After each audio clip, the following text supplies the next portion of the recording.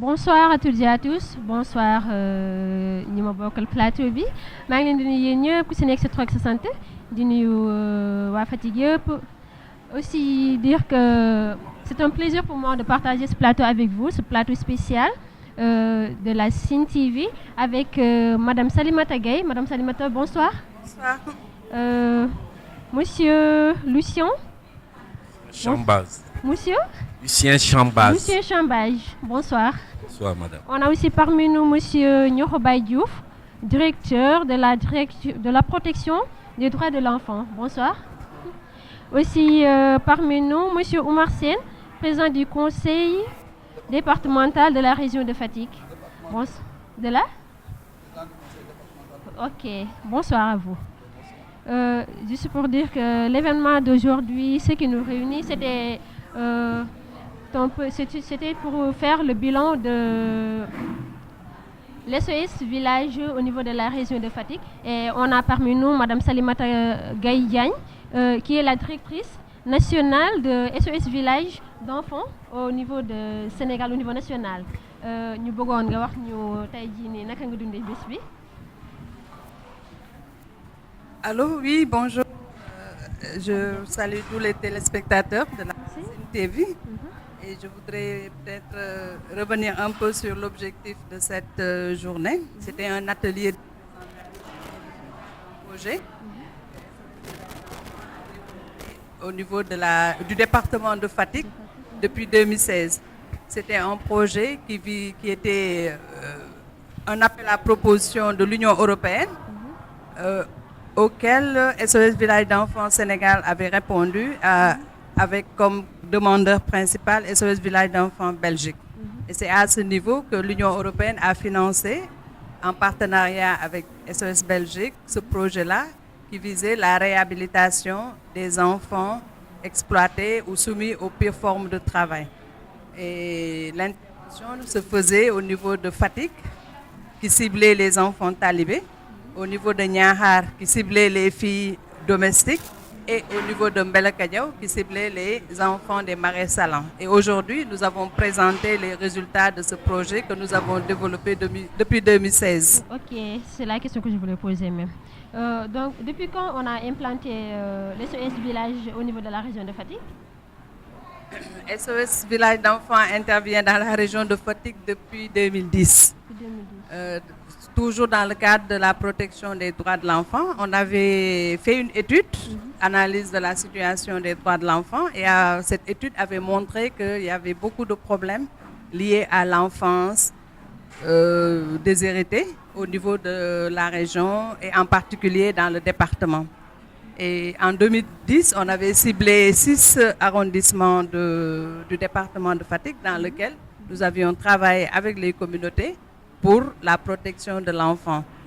Mais ce projet avait pris fin en 2015 et c'est en 2016 que nous avons démarré le projet que nous avons présenté aujourd'hui. Okay. Merci beaucoup. Et Monsieur Nyokobay, vous êtes le directeur de la protection des droits de l'enfant. Ok. Ñu bëggoon aussi nga wax ñu rek tuuti si li nga xalaat si bés bi tey. Comme da nga ma posé question si olof bàyyi ma tontu si olof rek.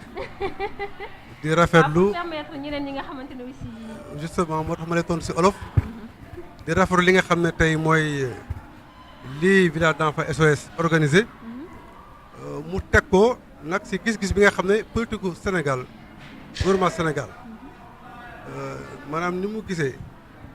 sàmmte ak yelleef xale village d'enfants SOS dafa jaar si yoon boobu ndax bañ koy tàmbalee ñoom réeruñu mbir ne dañoo am benn politique nationale bu tudd stratégie nationale de protection de l'enfant stratégie boobu dafa am ay doxalin ay axes stratégiques doxalin yooyu nag ñoom seen bopp dañoo dugg si ruq yooyu te bi si njëkk mooy li nga xam ne day aar mooy prévention balay jëy di dal ci xale wala ci askan bi muy loru wala muy am musiba dañ koy gàttandu moo tax ñuy dugg ci njaboot gi di leen jàppale non seulement ci formation waaye ci wàllu liggéey bi nga xam ne ñu ngi koy liggéey seen biir tool yi ak yeneen activités yoo xam ne xale yi seen bopp nga xam ne dañ doon liggéey si xorom si wala ñuy bàyyi seeni kër di dem si taax yi fa mbindaanu wala tamit xale yi nga xam ne ay taalibe la ñu ngi nekk si mbedd bi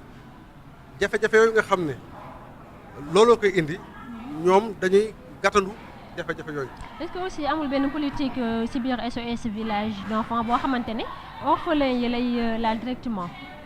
non du orphelin kese ñoom waa village d'enfants orphelin lañ tàmbalee mais dañ ne ku nekkul orphelin sax nga dem ba ñu xam ne yow situation bi nga nekk maanaam dafa jafe say waajur dañoo am ay difficulté pour yor la wala tamit da nga nekk si anam yoo xam ne xëy na la nga war a am yëpp conditions yi war a réunir pour nga am développement bi war si yow say waajur mënuñu ko say communauté mënuñu ko wala ñañ la dénk te mënuñu ko su ko defee mooy aar bi ma lay wax.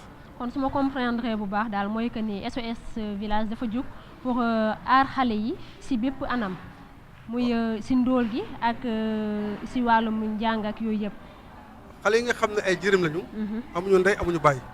wala ñi nga xam ne dañoo ñàkk kenn seen ñaari waajur yi foofu lañu tàmbalee. mais dañu ne am na ñoo xam ne seen baay ak seen ndey mu ngi dund. waaye ñu ngi dund loo xam ne ñoom su leen taxawul ndaxte seen waajur yi amuñu doole. wala dañoo dénkaane xale yooyu feneen. ñooñu su leen jàppalewul tamit day mel ni ñu ngi def xaj ak seen. moo tax xale façon catégorie boobu lañu boole yëpp. rawatina xale yi nga xam ne dañoo am ay laago parce que gis nañ si biir seen reportage ak seen intervention yi. ne ñoom approche bi ñuy def dañuy seet ki nga xam ne tey jii mooy responsable. muy njaboot gi ñi war a yor xale bi su fekkee ne dafa néew doole dañuy dugal alal si biir njaboot boobu. ba xale boobu nga xam ne tey lañ ko doon liggéeyloo parce que xale yiy liggéeyloo moo leen intéressé ñoom. ñiy liggéey si xorom si ñiy yalwaanloo parce que yalwaan liggéeyloo xale la. day indi versement xale yi nga xam ne dañuy bàyyi seen waajur dem si taax di ko liggéey mindaan ñooñu tey lan moo tax seen waajur di leen bàyyi ñuy dem. ñàkk boobu ñoom moom la ñuy faj béykat yi ñu jox leen loo xam ne dañ ciy béy di si dund. daara yi dañ leen jox équipement jox leen ay dund ay matelas ak lépp loo xam ne daf leen war.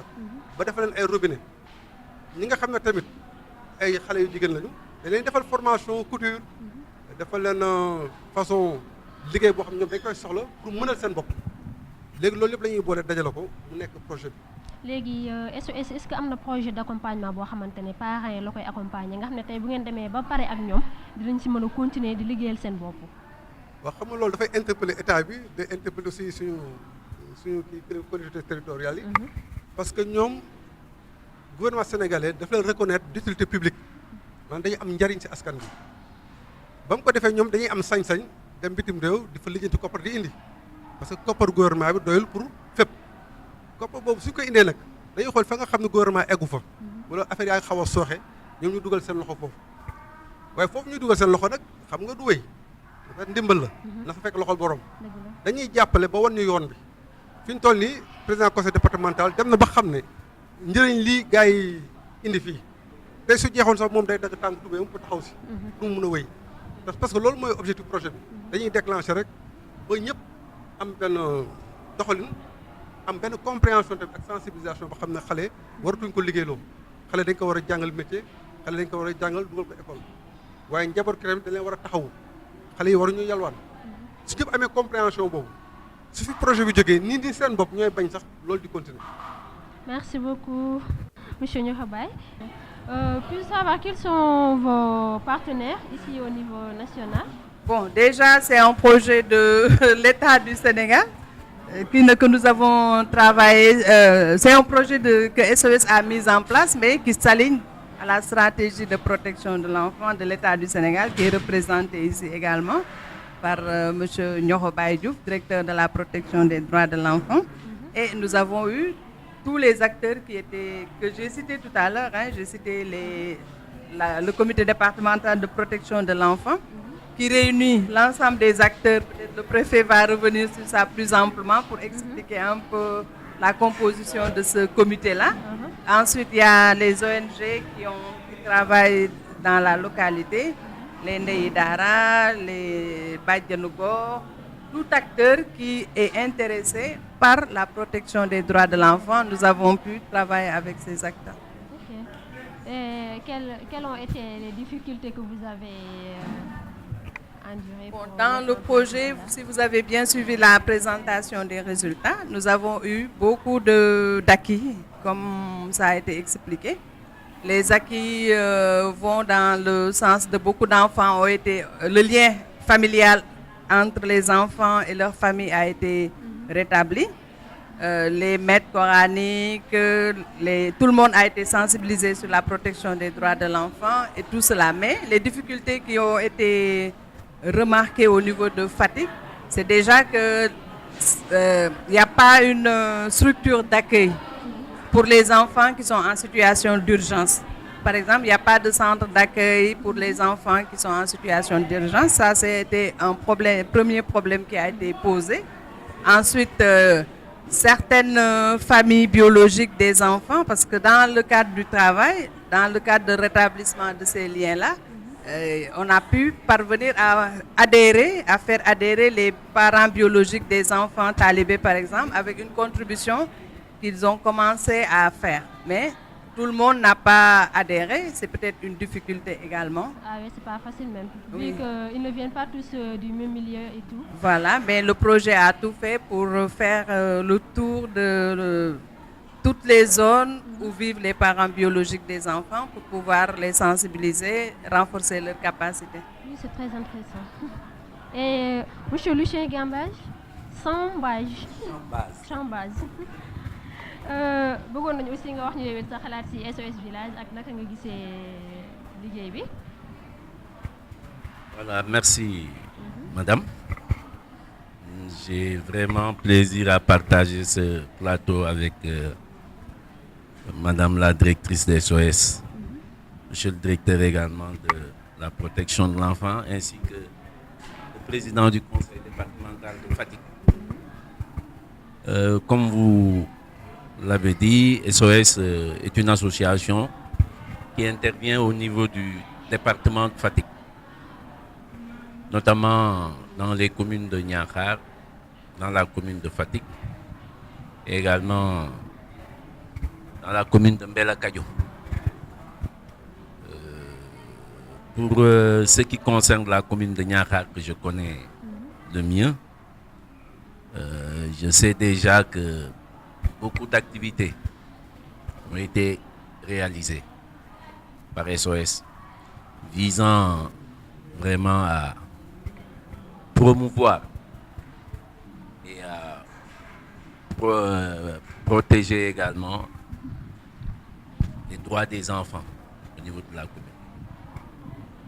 Madame la directrice a notamment cité en fait les actions développées en faveur des filles qui très souvent migrent vers Dakar pour en fait s'adonner à des travaux domestiques, c'est-à-dire pour prêter leur service à des familles en tant que bonnes. En quelque sorte, en une petite briefing, pouvez-vous nous dire le bilan? Comment est-ce que vous avez trouvé le bilan de SOS Village? Si c'est positif ou bien négatif? J'en arrive là, bon. Je vais en venir. Je voulais juste également donner mon impression sur les différentes activités réalisées par SOS que j'ai pu constater au niveau de l'arrondissement de Niakhar. Mais en ce qui concerne le bilan, il me sera difficile en fait de lui apposer un qualificatif, puisque la tâche également n'est pas encore terminée.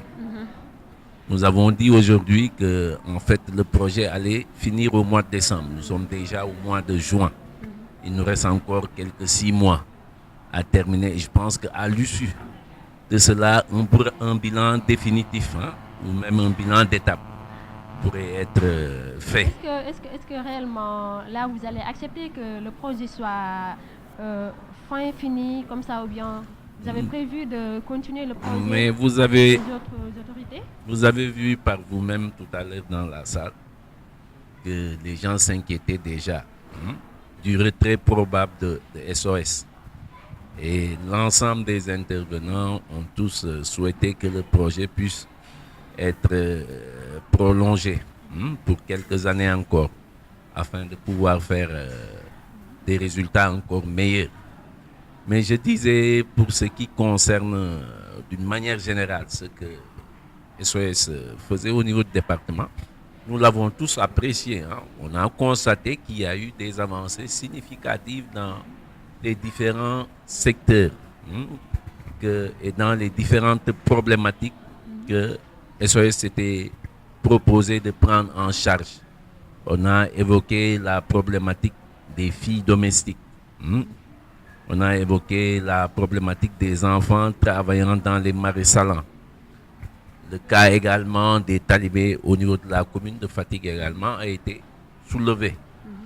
Et sur ces différentes problématiques, on a constaté vraiment des réalisations de taille effectuées par l'association SOS Village d'enfants et également soutenu en cela par également le comité départemental de protection de l'enfant qui est le cadre institutionnel de coordination, de programmation de tout ce qui se fait au niveau du département dans le domaine de la protection de l'enfant d'une manière générale.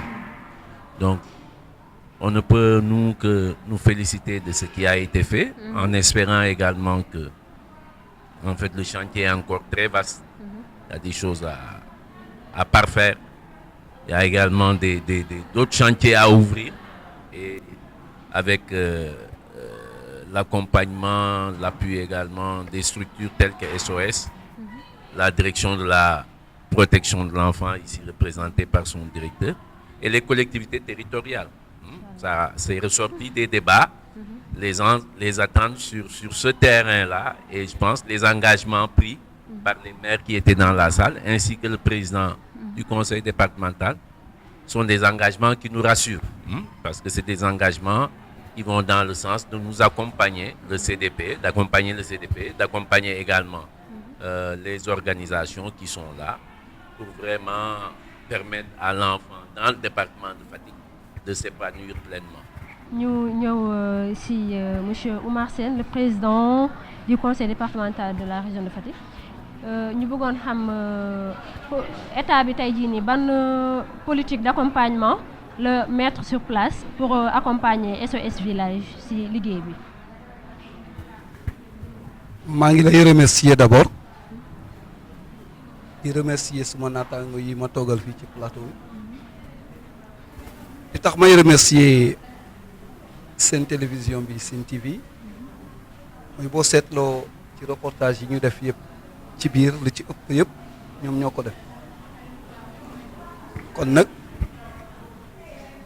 mën naa wax ne ci liggéey bii nga xamante ne moo ñu boole tey bokk ngeen ci parce que boo demee ba seetaan ay image wala lu bari nga won ko ay nit ki ko wane bokk na ci ki nga xamante ñoom ñu ngi ci liggéey taxaw ci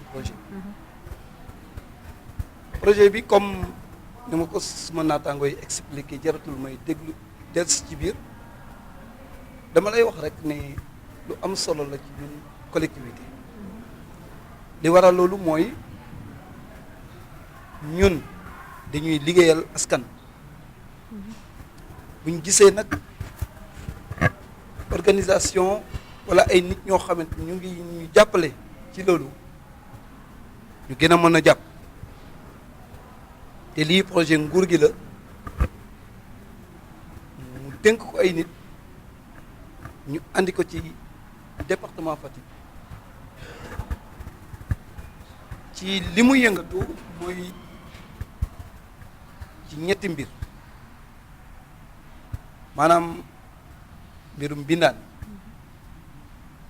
ci Ñaaxar ñu yëngatu ci wàllu xorom si ci Mbelakadiao mais taalibe yi ci biir Fatick boo seetloo ñi nga xamante ne jàpp nañ ci biir yëpp ci yëngatu acteurs yi ñoom ñëpp teewoon nañ ci salle bi salle bi bu demee ba feesal ko cela veut dire que li ñu fi andi lu am solo la pour askan wi gis nañu njëriñam parce que bu ñu ko gisutoon bañ ubbee waxtaan bi rek la salle bi naroon a vidé mais salle bi dafa mel ni dafay gën di yokku ba ñuy jeexal xaw ma nag ndax tukulóor yi ay yi ñu leen prévoir moo tax même pas est-ce que du séeréer yi wante tamit nag de toute façon xam naa ne boo gisee ni ko nit ñi dégloo lu am solo la pour ñun collectivité li may wax rek mooy jël nañu engagement à travers ci li ñu gis pour jàppale projet bi xam naa ne buñ ko yokkee dootul demee na mu demee woon ci wàllu woowu nag lañ ñuy séntu booba nag ñun collectivité dina xam naka la ñuy ànde ak ñoom encadré li nga xamante ne mooy projet bi ba mu mën a jàll ni nga xamante ne noonu lañ ko bëggee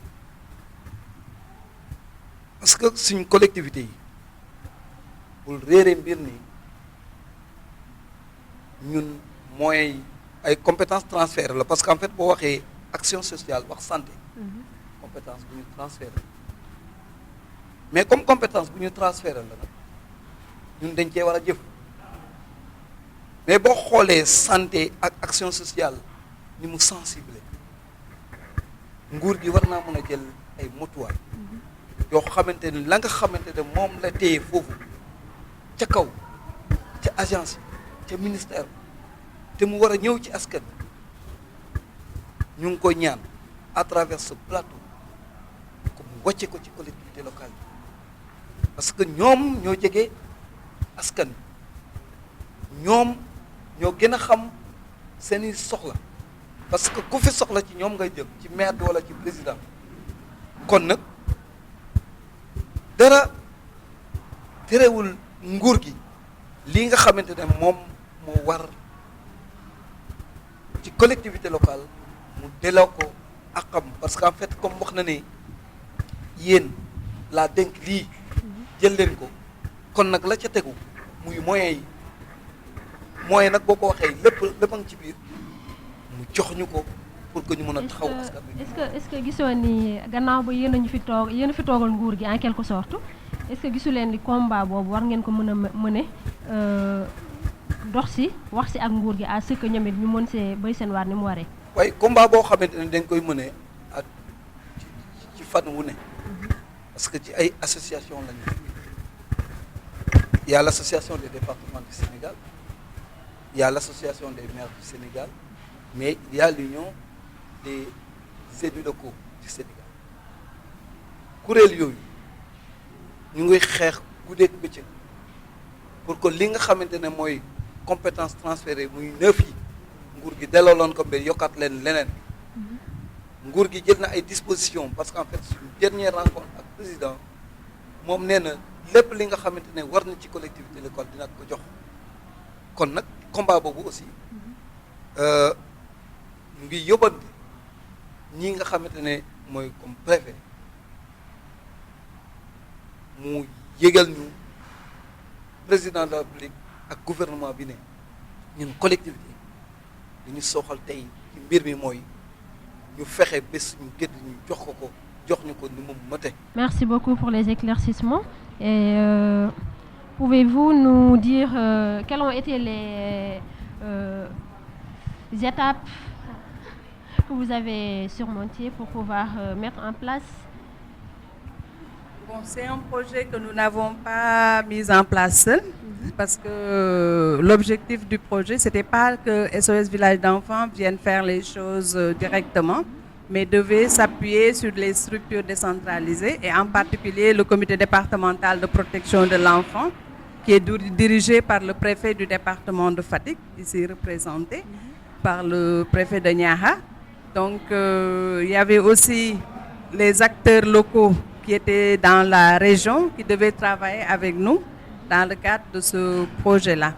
Donc, les différentes étapes, c'était d'abord de mettre en place tout ce cadre-là, de renforcer les capacités de l'ensemble des acteurs et de voir aussi, collecter les besoins par rapport à ces enfants-là et enfin de dérouler le projet sur cette base-là, sur la base des besoins qui ont été collectés, des difficultés rencontrées par les enfants talibés, les enfants des marais salants et les filles domestiques. Donc, si je comprends bien, le cible, ce sont les talibés et la petite enfance. Bon, je ne dirais pas la petite enfance parce que nous intervenons sur l'enfance qui inclut aussi la petite enfance. Ça veut dire on part de 0 à 18 ans. Mais parce que la petite enfance va s'arrêter peut-être à 6 ans, alors que nous, notre intervention va viser les enfants jusqu'à 18 ans. Donc, c'était un peu ça notre objectif. Et nous avons pu travailler avec les familles biologiques de ces enfants. Nous avons pu travailler avec les maîtres coraniques.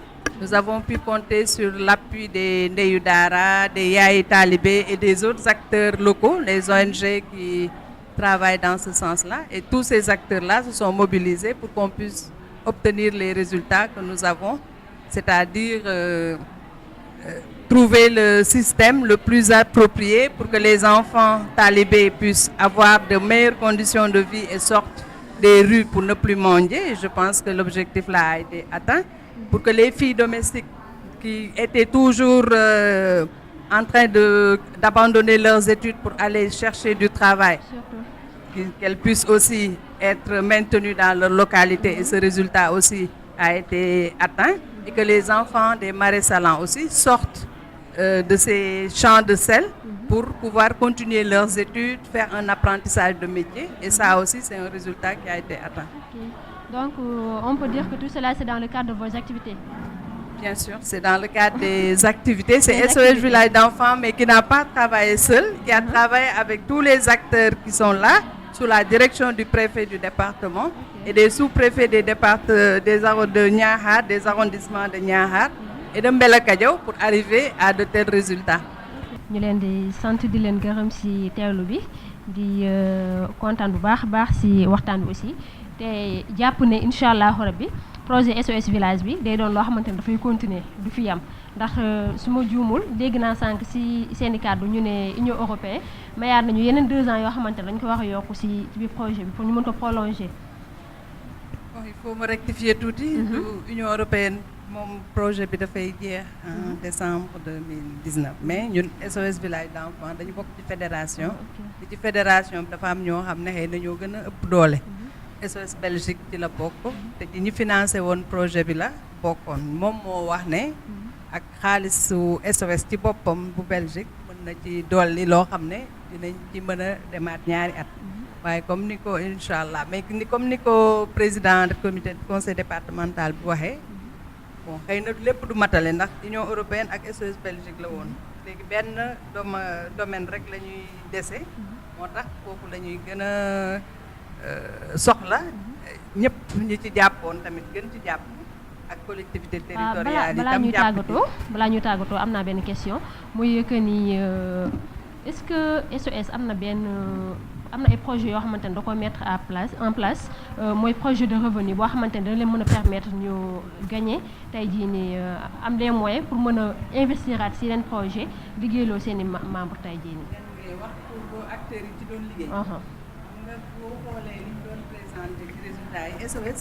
ONG dafa nekk moo xam ne dafa toog pour jàppale état dafa toog pour jàppale communauté yi jàppale collectivité territoriale donc moom la ñuy xaar pour mu def lépp mais buy liggéey day bëgg tamit liggéey boobu mucc ayib ba ëllëg ak si biir projet boobu ña ko yoroon gën koo continuer te soo xoolee ci salle bi liñ ci gis yëpp mooy que ne SOS doo gis sax ñuy liggéey SOS ñan nga doon gën a gis ndey daara yi ñuy wax ñan nga doon gën a gis acteurs locaux yi ñuy wax ñan nga doon gën a gis préfet di wax wala ñi nga xam ne ñooy représenté état bi ci biir département yi ak arrondissement yi ñu doon liggéey ñooñ ñoo doon wax di wax ñoom li ñuy def xam nga kon jàppale boobu déjà ba mu wóor ne même boo fi jógee ñooñu dinañ continuer am na.